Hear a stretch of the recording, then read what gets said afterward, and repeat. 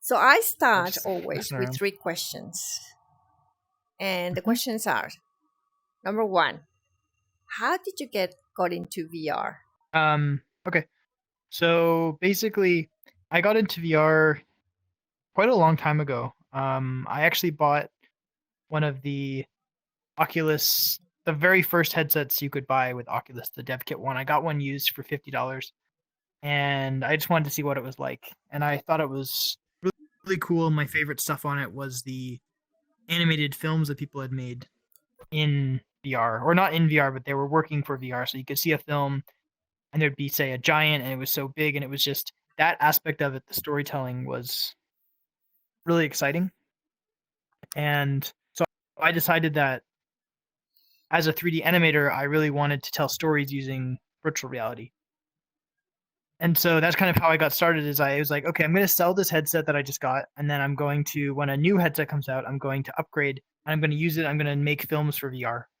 So that's mostly what I've done for the past few years. I've really focused on making VR experiences for people and trying to capture that magic that I first had when I tried VR for other people. So putting them into new worlds and stuff. And yeah, that's really what interests me the most about VR is the art and the storytelling. Okay. So that was what, about 3 years ago, or what was it? Um, that was probably in like 2016 or something. So 6 years ago or so. Wow. That was when I first tried VR. But then I bought my headset in 2018, I think. Wow. So like a new head, like the Oculus, the first Oculus. But I've had it for a while. Okay. So the second question is, what are you doing now with virtual reality? I basically use Quill to make VR films and experiences. And apart from that, I'm also making an app called Gesture VR, which is another art app. So I am really big into the VR art space. Like that's really been my interest is making art and animation in VR. And I've always wanted to not just use other people's apps, but to make my own app to put my own spin on what I think a good VR art app would be. And with my experience as an artist who's used VR as an art tool for so many years, I've always thought that I could give back and really create an app with some interesting features. What do you think um, uh, VR is gonna go? Like, what's the future?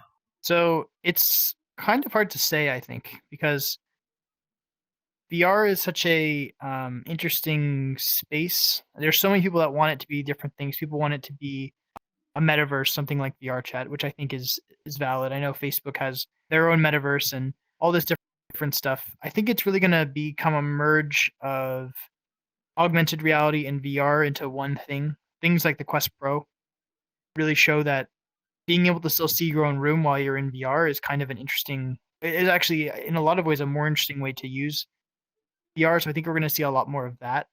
I just uh, want to talk about what you did with your app. Now, I got Mhm. to try it with a friend of ours, which he is a teacher at a university, and that's what he teaches. He teaches the figure, the human figure, and he paints. Mhm. And a long time I said to him, "Oh, I would love to, for you to tell me how you do it." And he said, "It's easy." But I'm in Australia and he's in Mexico. And I was like, "But Mhm. when? How? How would you teach me how to draw?" And then your app comes up and we are together.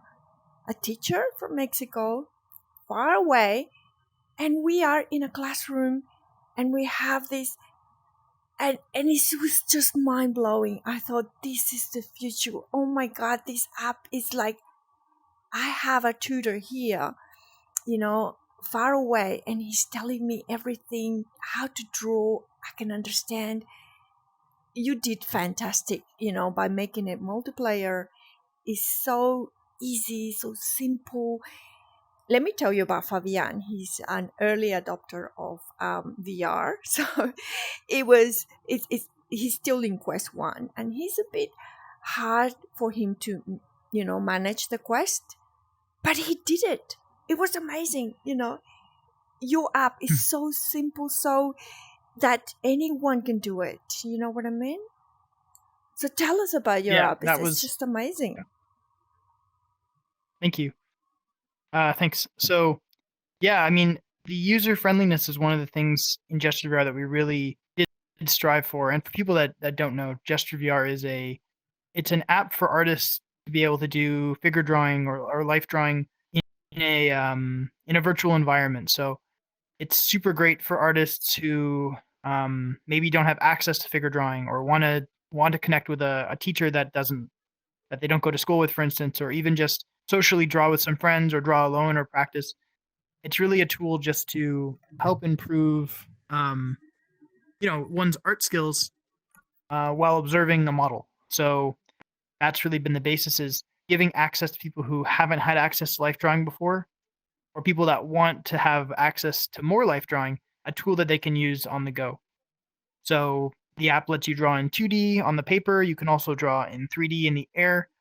And a feature we just added very recently before launch is pass-through. So if you have a Quest 2 or a Quest Pro, you can actually use the Quest cameras and you can draw on a real piece of paper from the virtual model, which is one of my favorite features. Everybody else really likes that feature too. And it's pretty incredible being able to have a life drawing model in your house.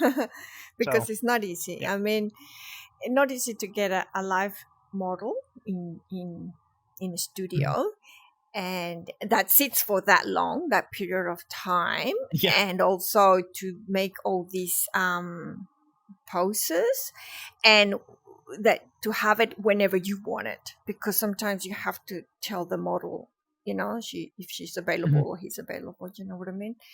Exactly. And it's also, even for a student, it's expensive too. It can be very expensive to go to life drawing sessions. Okay, so with your app yes, that you made, what was the process of it?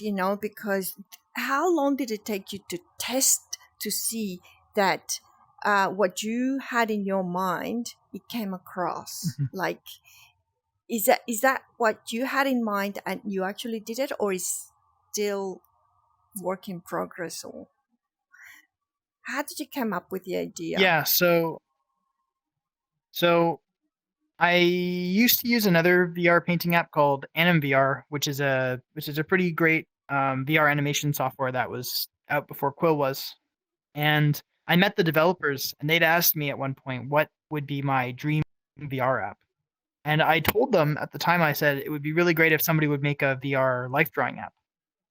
And they were like, "Oh yeah, that would be cool." And so I was like, "Yeah, it would be." But then, they didn't do it, and nobody else was doing it. And so at some point I'm like, well, if I want to make an app, I kind of need to just do it, because I didn't think anybody else would ever make it. I figured it's too niche. It's a bit too unknown I mean, people know about life drawing, but there's not that many artists in VR. So I'm like, if I really want a tool for myself to be able to do life drawing, I'm going to have to make this. So I tried in Quill. I made a quick mock-up. I imported models and I drew them in Quill, and it worked. It worked pretty well. So from there, I thought, okay, I know that the basic idea works. You can draw a model in VR, and it's a pretty interesting way to do it. But Quill only has 3D drawing, and you can't really change the lighting, and you can't do timers, and there's so many things that Quill can't do because it's not designed to be an app for life drawing. It's designed to be just a painting tool. So from there, I contacted a former classmate of mine, and I said, "Hey, I made this thing in Quill. People online really seem to like it, and I thought it worked really well.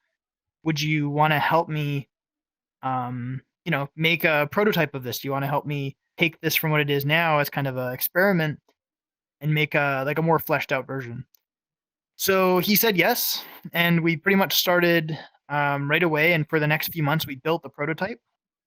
And the prototype had drawing on the paper. It had models you could choose from. You could switch them. You could draw all the basic things the app needed, but in a very rough way.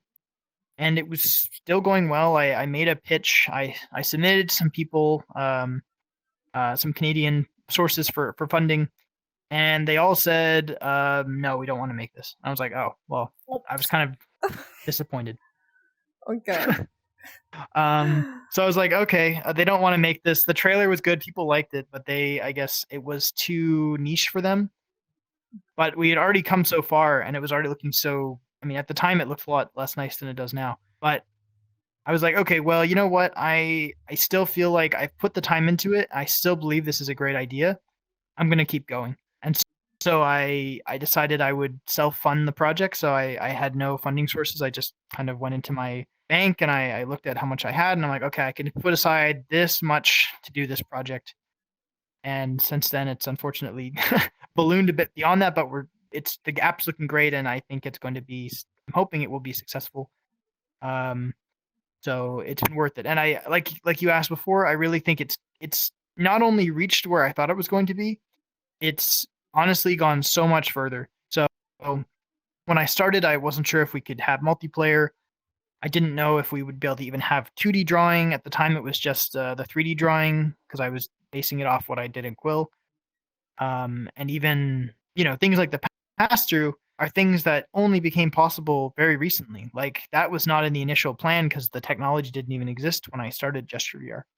But now, only a couple months ago, can you use the cameras on the Quest to, make an actual experience. So many things have kind of come so much further than I expected, and the visuals of it all look so much better. The lighting, I don't know if you tried to change the lighting in the app, but the lighting, at first we were using Unity lighting and it was kind of ugly, but now we have our own custom light system and it looks probably the best lighting on the whole Quest. I would say, I think we have nicer lighting than any app I've tried. So I'm really proud of how that stuff has come along. And I'm not a developer. I'm just kind of the idea guy, and I'm a developer in the sense that I'm kind of leading the team, but my software developers have really made the thing a magical experience based on my feedback. Okay, so my curiosity with your app will be, will it be faster to learn to draw in VR than in real life? And I think that question we can ask Fabian, because he has so much experience teaching people how to draw. And imagine if he now has his students on VR and realizes that, they just go faster, at learning. What do you think? I mean, have you tried that? Have you shown it to people that don't know how to draw, and then all of a sudden they know how to draw so quickly? So I haven't put it through a test like that yet with like a student. And the general idea of the app was never necessarily to replace real life drawing. I think that with the pass through, maybe you can, but drawing from the model on the virtual page, I do think there is a difference between drawing on a virtual page and drawing on a real page. Especially if you're an artist who wants to draw on paper most of the time. I think that there is value in drawing with a real paper, which the pass through can provide. That being said, I do think somebody could definitely improve their drawing skills from home with this app in ways that would be more difficult to do with other software, or not even with. But no, there is other software with if they just took a piece of paper and they drew from a model on the internet, it's a different experience than actually learning to look and understand the form. I think an artist could really understand human anatomy much better by using Gesture VR, which has always been kind of the goal. And I think you'll also improve your drawing while doing so. So I don't necessarily think you're going to learn faster using Gesture VR, but I think you'll learn just as fast as if you're doing it on paper, and you can do it without needing to pay for a life drawing class weekly, or in some places you can't even do that, right? Like where I grew up, there was no life drawing. I lived a few hours away from the closest place where I could do life drawing. So that's how it is for a lot of students who are out in middle of in the middle of nowhere in the U.S. or who are in the middle of nowhere anywhere. If you're not in a really big city, or especially an art city, you might not have access to life drawing. So what I hope my app does is give access to people, or even as a student, we were we had life drawing at the school every night when I went to college, but I didn't want to go every night. Or if I did every night, I didn't necessarily have time. So what I love about Gesture VR is I can make time. I can do it anytime. If I have an hour break, I can open Gesture VR and I can just do some drawing. It doesn't matter. I don't have to wait. I don't have to fit myself to another schedule. I can do it on my time. Yeah. And that's really, one of the great things about having it in virtual reality. So the last thing was that I want to ask you, is that something funny happened on the post I made on Facebook on my community, Latin American community, and we have all sorts of ages in that community. And the first comment that someone made was, "What's up with the little squares?" So tell us about the little squares. So I have to assume you're talking about the sensor bars that we have. Yes. So yeah, so the sensor bars are there for they can be turned off on the Quest. There's a setting in the model picker where you can turn them off. But it's basically there partially just because when I was making my trailers and I wanted people to be recording the app, I wanted to make sure that they could use Gesture VR and not get taken down by YouTube or Twitch or whatever. So I wanted to put in the ability to censor the models so that people could record the app or stream it without getting in trouble. Because I'm not really sure about platforms like YouTube if they would take it down because of nudity. It's kind of hard to say, and for that reason I put it in. Okay. But also I'm having some issues right now that I haven't publicly announced with the Steam version. Because for some strange reason, the Steam version doesn't actually want to publish the app if it contains nudity, which I find insane because there's so much nudity on Steam. So I'm currently talking with Steam about it, trying to get it approved, but it's looking like the Steam version might be required to have those boxes. So, well, I actually thought it was Facebook that, or Quest or Meta, whatever, is the same thing, that restricted your app because of the nudity. I thought it was Meta that said put the squares, otherwise your app is not on our you would store. think so. Yeah, exactly. I that's what I was expecting. So far, Meta has not complained. They've not flagged it. They've talked to me already, not about that, but about the app, and they've been enthusiastic about it. Nobody's stopped me at Meta to tell me that we can't have nudity on the App Store or App Lab. I'm still waiting. Maybe they will, but right now, so far, it's been smooth sailing. But Steam has very surprisingly been the one to say no, which is very surprising to me because, like I said, there's so much nudity on Steam. This is not abnormal for their platform as far as I can tell. So I'm working with them. I'm talking to support and hoping to have it out on Steam soon. But if I do release it on Steam, it may have censorship that I can't really control, unfortunately. So it will have the good bits covered. That's what they say in the comments. Yeah. How come all the good bits are covered? Why will the good bits of a female are so offensive? In public, what's wrong? Come on, the naked body is beautiful, especially of a woman, and to be censored, it's just not right. What's wrong? Why are a shame of our bodies or what? Why will it be so terrible that they have to be covered? Our bodies. Yeah. So I mean, apart from just the female models too, we do have male models, and I tried. It was more difficult to get male models than it was to get female models, like in the app, because they cost way more for some reason to get a male model pose compared to a female model pose. So in general, the poses can be quite expensive, but I could get a pack of 40 female poses for say $1,000, or for $1,000 I can get like 5 male poses. So the cost difference is strange, and I'm not sure why that there's so much more expensive to get one kind versus the other. But I think there's a little bit extra skin on the men.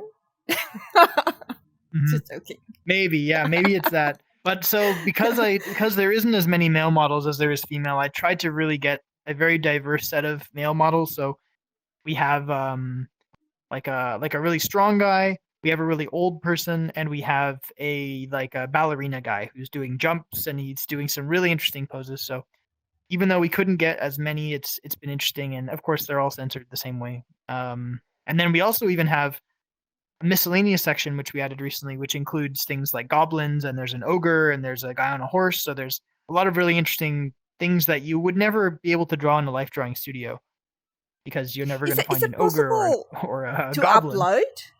upload models onto your app, like 3D models onto your app, like from my end? Yeah, like your own models. Are you going to add them later on? So right now that's not possible. And it's something that a lot of people have requested, and it's something that's been on our list for a while. We're not sure if we'll put it in. We might eventually, but the main reason we haven't is because it's a little bit difficult. The models, not just any model will work. A lot of models that people make online are either very low poly, and they use like a normal map to make the details more, like to make them look higher poly than they are.